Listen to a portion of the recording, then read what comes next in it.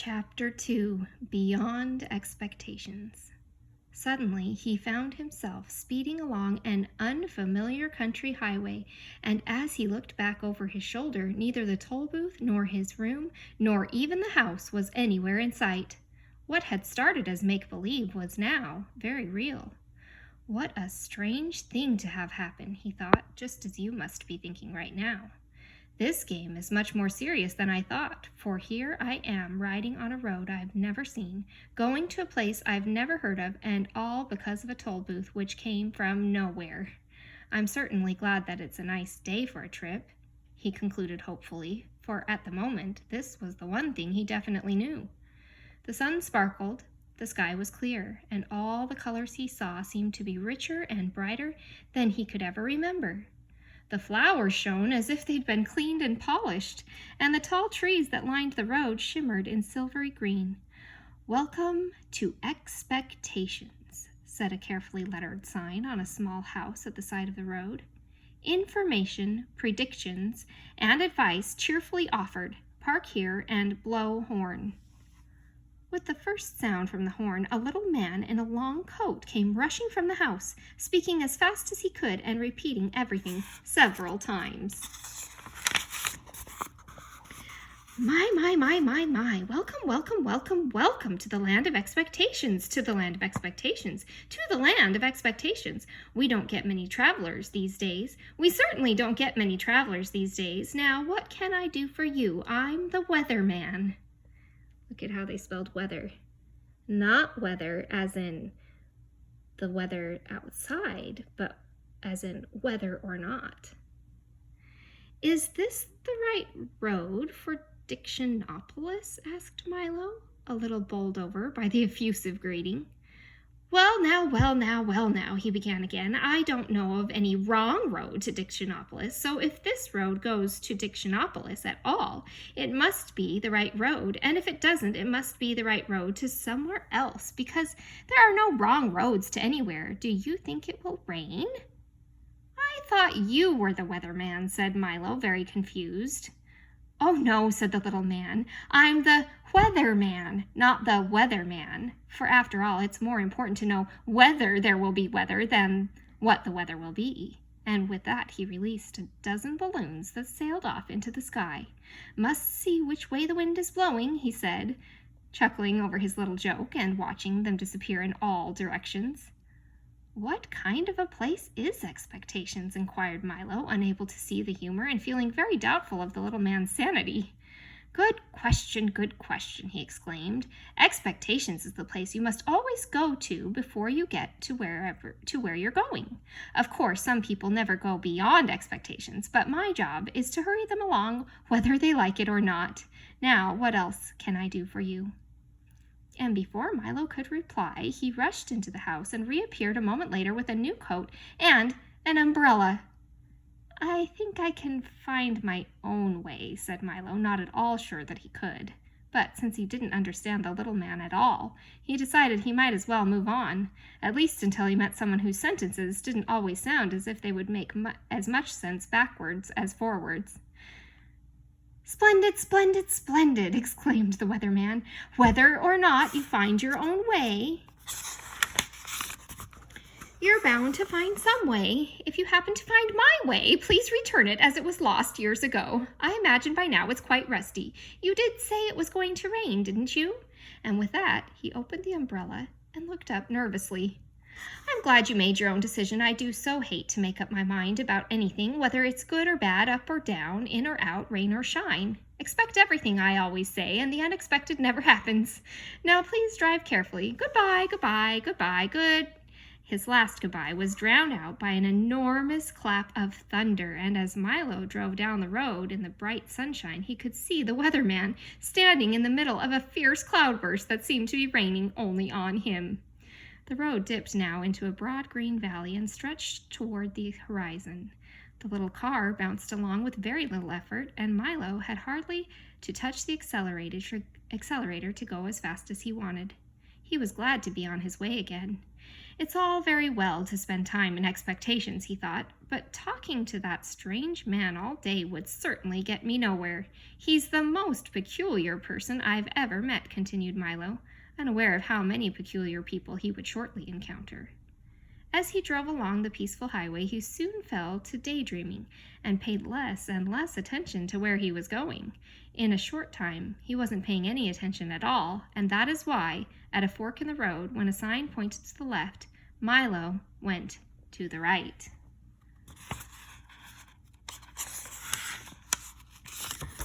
Along a route which looked suspiciously like the wrong way. Things began to change as soon as he left the main highway. The sky became quite gray, and along with it, the whole countryside seemed to lose its color and assume the same monotonous tone. Everything was quiet, and even the air hung heavily. The birds sang only gray songs, and the road wound back and forth in an endless series of climbing curves.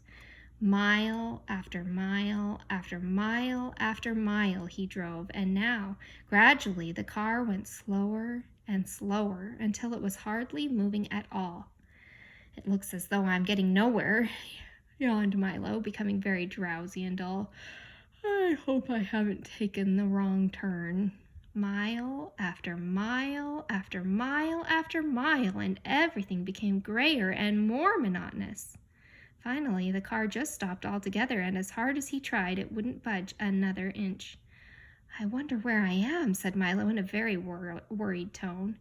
You're in the doldrums, wailed a voice that sounded far away. He looked around quickly to see who had spoken. No one was there, and it was quiet and still, as one could imagine.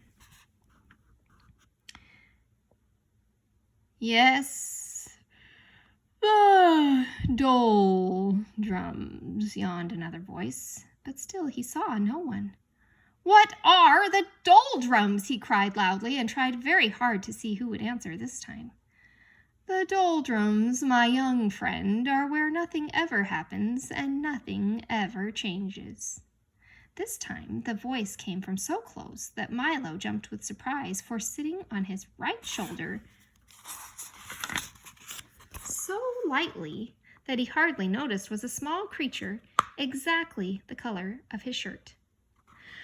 Allow me to introduce all of us, the creature went on. We are the Lethargians at your service. Milo looked round and for the first time noticed dozens of them sitting on the car, standing in the road, and lying all over the trees and bushes.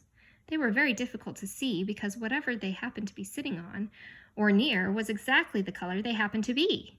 Each one looked very much like the other, except for the color, of course, and some looked even more like each other than they did like themselves. I'm very pleased to meet you, said Milo, not sure whether he was pleased at all. I think I'm lost. Can you help me, please? Don't say think, said one sitting on his shoe, for the one on his shoulder had fallen asleep. It's against the law. And he yawned and fell off to sleep too. No one's allowed to think in the doldrums, continued a third, beginning to doze off, and as each one spoke, he fell off to sleep, and another picked up the conversation with hardly any interruption. Don't you have a rule book? It's local ordinance 175389J. Milo quickly pulled the rule book from his pocket, opened to the page, and read Ordinance 175389J. It shall be unlawful, illegal, and unethical to think of thinking, surmise, presume, reason, meditate, or speculate while in the doldrums. Anyone breaking this law shall be severely punished. That's a ridiculous law, said Milo quite indignantly. Everybody thinks. We don't, shouted the Lethargians all at once. And most of the time, you don't, said a yellow one sitting in a daffodil. That's why you're here. You weren't thinking, and you weren't paying attention either. People who don't pay attention often get stuck in the doldrums. And with that, he toppled out of the flower and fell snoring into the grass. Milo couldn't help laughing at the little creature's strange behavior, even though he knew it might be rude. "Stop that at once," ordered the plaid one, clinging to his stocking. "Laughing is against the law. Don't you have a rule book? It's Local Ordinance 574381W. Opening the book again, Milo found Ordinance 574381W. In the doldrums, laughter is frowned upon and smiling is permitted only on alternate Thursdays. Violators shall be dealt with most harshly.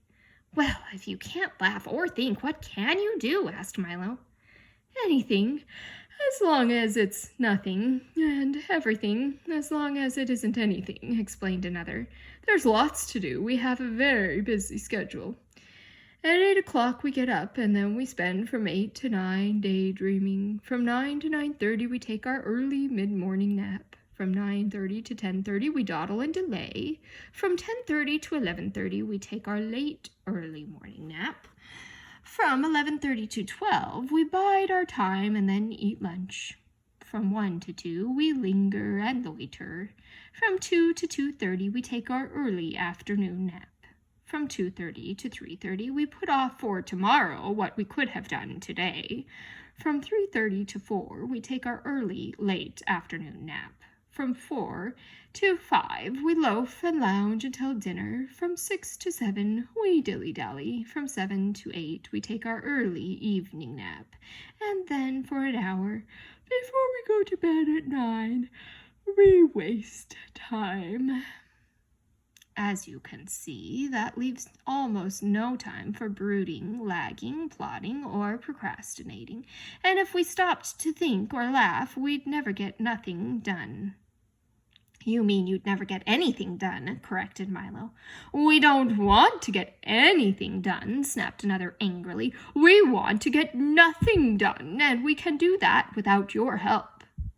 "You see," continued another, in a more conciliatory tone, "it's really quite strenuous doing nothing all day, so once a week we take a holiday and go nowhere, which was just where we were going when you came along. Would you care to join us?"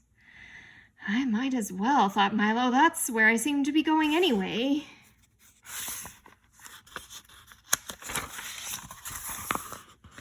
"Tell me," he yawned, for he felt ready for a nap now himself, "does everyone here do nothing?"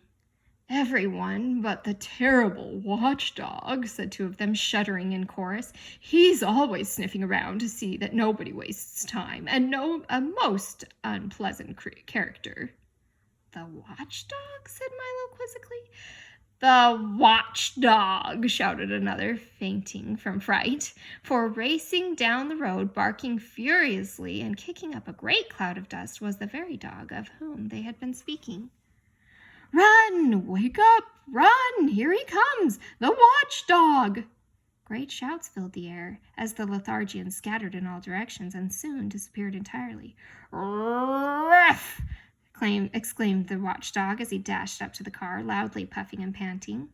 Milo's eyes opened wide, for there in front of him was a large dog with a perfectly normal head, 4 feet, and a tail, and the body of a loudly ticking alarm clock. "What are you doing here?" growled the watchdog.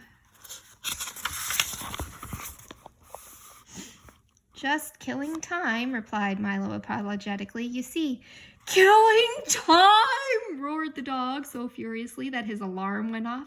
"It's bad enough wasting time without killing it."